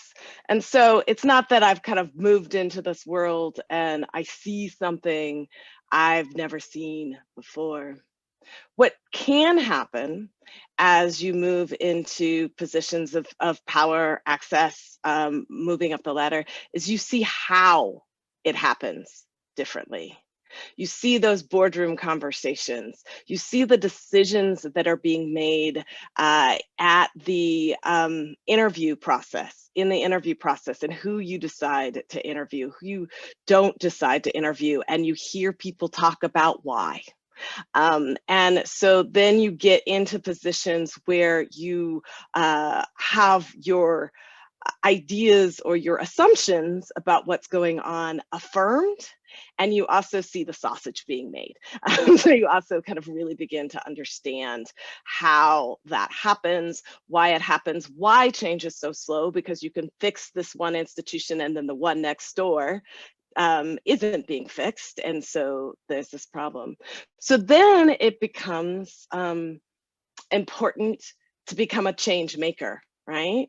If you're on the inside, how can you operate as a change maker? How can you begin to make those kinds of moves that will shift things? My father tells a story from before I was born, when he was working with a medical school that just could not find any women, just could not find any qualified women candidates for medical school. And he was part of a team who suggested maybe they should read the applications without reading the names. The number of females in the next class jumped by 35%. Simple change, just don't read the names. Right? There's going to be other flags and other kinds of markers that may tell you gender, but just eliminating that name thing, it went from we cannot find any candidates to 35% of your class, right? By that change. And that was a change maker inside who said, there is a problem. I am now seeing where that problem is coming from. I have a really simple solution for this particular problem. And there it was solved, right? And so that's the kinds of things that we can do from the inside. And then I'm returning again to what Zora said. From the outside, we can also be change makers. We can publish work that wouldn't be published. We can build collectives that weren't there. We can create mentorships and sisterhoods and kinds of agency for ourselves that make it impossible for us to be ignored by those on the inside. You cannot say there are no people worthy of giving this opportunity to if you have a collective of 50 of them out there doing really good work, right? And so you can be change makers on the inside, you can be change makers on the outside. It's about being aware and conscious, but also figuring out how these things happen, why these things happen, and how you can kind of reorganize and be part of reorganization. Thank you. Zora? Yeah, so just to affirm what Camille said, it's definitely about like, not necessarily like changing how you view success or like changing how you view your relationships, but more so like figuring out how like, let me rephrase. So it is about changing how you view success in terms of going back to the first question and like figuring out when you want to be a change maker, figuring out, first step you have to do is figuring out how you may have necessarily perpetuated toxicity in your own space, as well as like, and like why you want to change that. In the poetry space, it's very common for poets to gain success via competition. So like this has perpetuated this idea that every writer is each other's competition. And that makes it so that way it's harder for writers to become change makers because they're not thinking of how can I lift up another writer? How can I like bring other writers forward? Because then they're thinking of other writers as their competition. I can't share resources. I can't share the wealth because like, if I share, then I'm never going to get another opportunity. I'm never going to get to where I want to be. And that's a false dichotomy. And like, that's a false understanding of what success is. For me, changing my view of success as something that we are like all capable of having that looks different from all of us. And like, there's enough wealth to go around. You just have to believe in sharing. And you have to believe in like creating institutions that enable sharing rather than believing in disenfranchising people. And so that was why me and my collective, like we came together. We were like, you know what, there's plenty of institutions here that like care about setting people up against each other. And that's not what we cared about. For us, success meant being able to be supported by our community and having, and so what we had to do was then establish our collective in order to create community support. So that way writers could gain the resources they needed without having to beg already existing institutions to even look at them twice. Thank you. Bridget? Thanks for the question, Mary. I didn't understand the question at first. I had to ask for clarification. So I want to just repeat it because I'm going to answer it a little bit different than I think other people have responded to. So the question was, if your view of diversity and equity changed with your professional success and growth. And so I really appreciated how people talked about if your view on your professional success has changed, which is a great question also, and I appreciate the answers. And because I'm going to say yes to the answer, for me, it has changed because it's broadened and it has evolved because my environment, I've been exposed to more as I've grown older, based off of my the educational system I was part of, based off of my environment where I was raised, how I was raised. I'm a first generation student, so I didn't have somebody to lead by example or to follow in their footsteps in the way. I mean, when I say first generation, I'm talking about several generations back, not just my parents, but all my aunts and my uncles and their kids.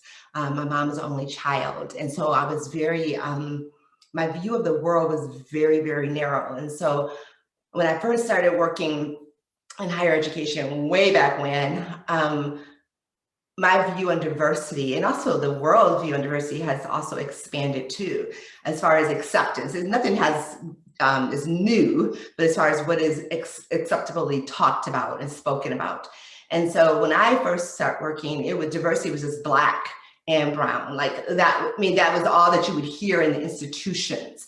And so as and even I always tell my story, and I won't do it right now, but I have a cousin who identifies as gay, and he's also deaf. And what we did to him as a family, we loved him, right? But love sometimes ain't enough. And so we loved him, and we accepted what parts of him we wanted to accept.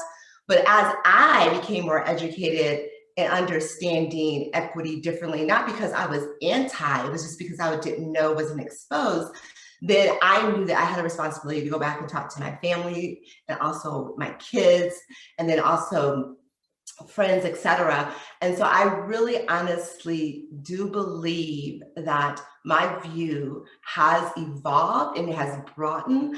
I really appreciate what Zora said about perpetuating things. I think that there's things that I perpetuated more than I do now, because I'm never gonna say I don't do it anymore, because I am now, what you were saying earlier, Chaz, is that I'm older, so there's things I will say now that I'm not sure I would have said. I would love to have said, the Bridget now, I would love to say, I would have said this then. I can't honestly say that based off of me and how I was raised, that I will say today without a heartbeat. So I think all of that is change. I think the word change is kind of weird, because it means like, sometimes you think of, if I didn't do it then, it's like wrong, but it's more so evolved. So I thank you for that question, because it was a lot. I had to reflect on the question. That's why I had to ask for clarification on the question, because it was a heavy question for me. So thank you. Thank you. Marcela? Yeah, I just had a quick thought also. And Bridget, I appreciate you getting clarification on the question, because I also need a clarification on the question. Excuse me, I have hiccups.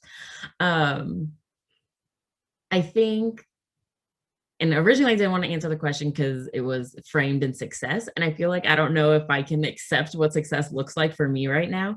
And so that's a whole other conversation of what that looks like in being a Black woman in a professional setting. And I don't know if I'm there yet to be like, okay, I am successful, even though I can say I have success, I've had successes. And so that's a whole other conversation we can have.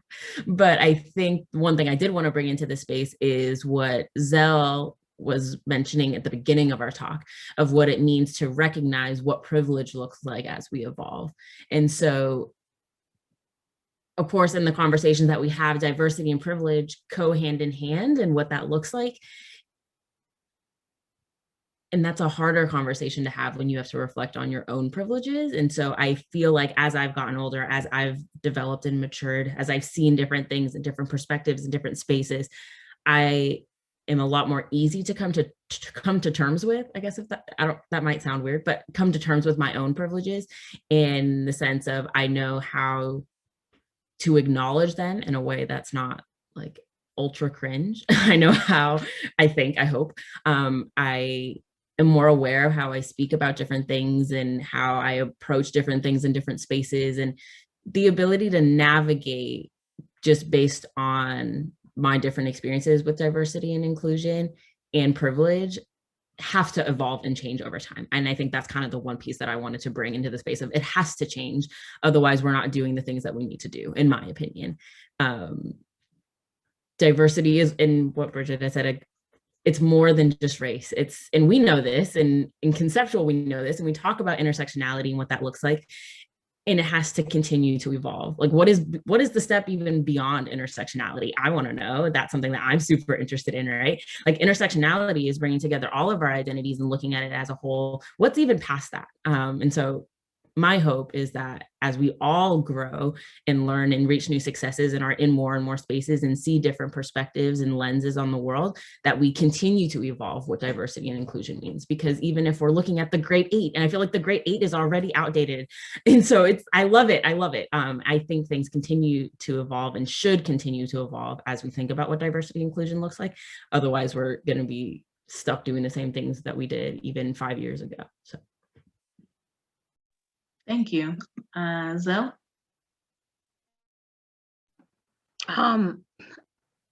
Yeah, so thank you for bringing that back up, Marcela. That's literally what I was just going to touch on. I was born and raised here in Denver, Colorado, and then I left to Fort Collins. I had every idea that I was actually going to go out of state for school, and that didn't happen. And then I had every idea that I was going to at least not probably be in Denver right out of undergrad. And none of that happened, right? Just like, that's just not how my life ended up playing out. So it's just really interesting to kind of be back in the community that I was in as a child, especially kind of after having this idea of success that I had to leave to be successful. I was actually talking about that with one of the social workers here, and there's kind of this like universal understanding in the United States that to be successful, you have to leave your home and, you know, plant roots somewhere else in order for you to be successful, rather than finding success like inside your communities. And I just always and so in these last couple of years, I just find it so funny that I kind of was thrown back into really being back in my community and making these opportunities happen in my community, rather than Los Angeles or New York or Atlanta or whatever I wanted to go and apply to or whatever. So what has changed is my perception of the people in my community. I think as a child and going into my teenage years, I had a very kind of, I don't know, like purist view of like my community. Like certain people weren't, you know, as,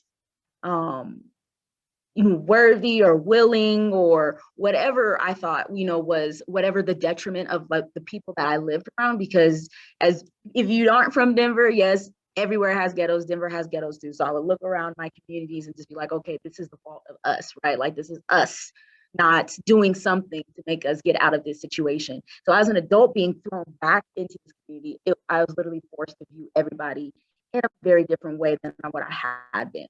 And that's kind of why I even brought up kind of like, these are not just kind of like these random things that we're reading in our books. If we're reading Words of Fire, if we're reading, you know, Revolutionary Mothering, for reading all these things that are talking about these caricatures of people that are not just these caricatures, they come from something, right? It's like also stereotypes, they come from something.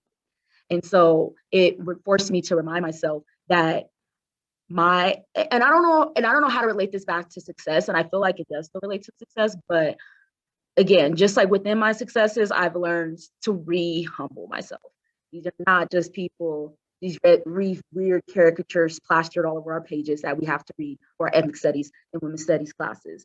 These are going to be real people that you interact with and you have to build relationships with. Because now I'm envisioning my success not being somewhere else and kind of building a name for myself in the LAs and the Atlantas or something like that. I see myself as a person of Denver who is going to rebuild Denver and is going to have a really strong support system because of it.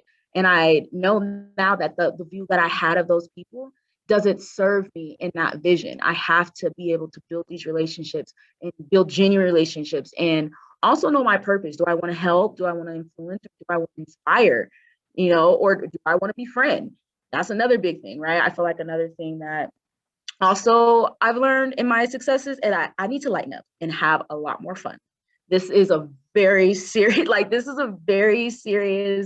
battle we are in, and this is a very complicated thing. And I feel in undergrad, I was, you know, as free as you can be in undergrad. Undergrad, you get a lot of opportunities to kind of find yourself, but I definitely think I've restricted myself in a lot of things because I was so serious about this battle or about these things. And it's not that I can't be serious, but I have to learn to lighten up. I have to learn to lighten up and really pick and be playful and enjoy the things so I can really be grateful for what I have, because without gratitude, I'm not going to be able to have more successes at all.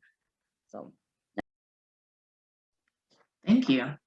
I think we have time for at least one more question. So I open the floor back up for students. If anybody has one last question they would like to ask. Eileen? So my question is, how did you prepare for life after higher ed, and how did that compare to the reality of that transition? Thank you. Zelle, I don't know if your hand is still up or if you want to answer this question. I'm going to answer this question for sure. I'm not gonna lie, I didn't prepare well at all, and that's why I wanted to, to talk about this question, because most of what happened was just procrastination. I had a lot of ideas of what I wanted to do, but one thing I guess I will say as in terms of advice is really just try to push yourself. I got really, I think, down mentally that last semester and a half. I went through a lot of different changes and a lot intense situations that I think I let affect me, and I didn't prepare at all. And so the effects of that was me stressing out. Probably the only thing that saved me was the network that I had and being from Denver, and it's so small, it's such a small community that I knew people and they were able to help me get a job. But it was scary, and it was kind of like, I don't know what I'm gonna do, because all the things that I wanted to do, I didn't even plan for. So at least I will say plan early, and hopefully somebody's gonna give you an account of planning early, because it's stressful when you don't. Thank you. Gabby? Love this question. My advice would be to rest. You have just completed 4 years, 3 years, 2 years, whatever, of high intense learning and training and contribution, and you deserve to rest. So if you can, do that. Prioritize your self-care in that way. If that is you traveling, if that is you just literally taking more time to yourself to recharge, whatever that looks like for you, make sure you prioritize your self-care in that way and make sure you rest. The other thing is, of course, make sure you have coins. Make sure you have the coins. If you need to relocate, baby, make sure the savings account is plentiful. And if you need to solicit donations, set up the GoFundMe as soon as possible. But really, that is what you need to do. The other thing is, as far as transitioning into a professional space after higher ed, make sure that you know your goal and what your passion is. And even if you look up and you look around and you feel like everybody is doing the same thing, nobody's going to do it like you. Nobody has your approach. Nobody is going to, do it like you. Nobody's going to do it like you. So don't be discouraged when you see people with the same passions or the same interests. Put yourself out there and create whatever collective or whatever, table you need to for yourself. Make sure you have a good support system to do so. And, just continue to keep yourself encouraged. That's my advice. Thank you. Zora? So I want to jump off of what Zelle was saying in terms of, for me, I also didn't feel like I prepared that well. And that was mostly because I spent a lot of my time in undergrad, especially the last 2 years, getting caught up in fighting the on-campus racism, but doing it in a really unsustainable and unhealthy way. I wasn't thinking about the future. I wasn't prioritizing my education journey, which is why I was there in the first place. I remember I went to Professor Dungy's office. I was sobbing. I was I don't know what to do. I can't take this anymore. And Camille, she was she pulled out this Toni Morrison quote, and she was the very function of racism is to waste your time. And I had been allowing so much of what was going on campus to waste my time. I was wasting my resources. I wasn't taking care of, I wasn't prioritizing my own journey as a person. And then, like, again, I want to repeat, we're in a global pandemic. So even if like there weren't all of these like rising racial tensions and like riots and like, the world is going to make you feel like your dreams aren't possible. Like all you can do is get caught up in one distraction after another, because everything seems so high stakes. Everything seems so dangerous and risky. And it'll be easy to get caught up in trying to prove your worth, or to get overly exhausted in that journey to prove your worth and burn yourself out and to give up and to buy into this capitalist idea that you are only worth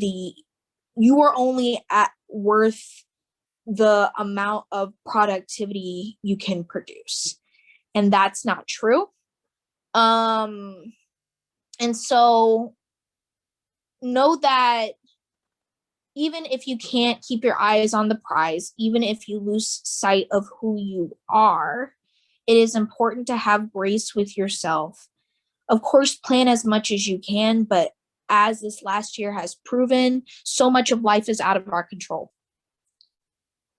All you can do is rely on your community, ask for help when you need it, do your research, keep your ear to the ground, and like do your best to get back on track and remember what you are capable of and who you are, and to have grace. Thank you. Jaylen?